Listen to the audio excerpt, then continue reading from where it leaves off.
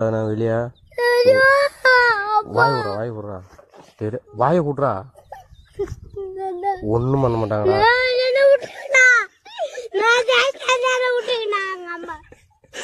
ஒன்றும் பண்ண மாட்டாங்கடா, காரில் எடுத்துன்னு போவாங்க.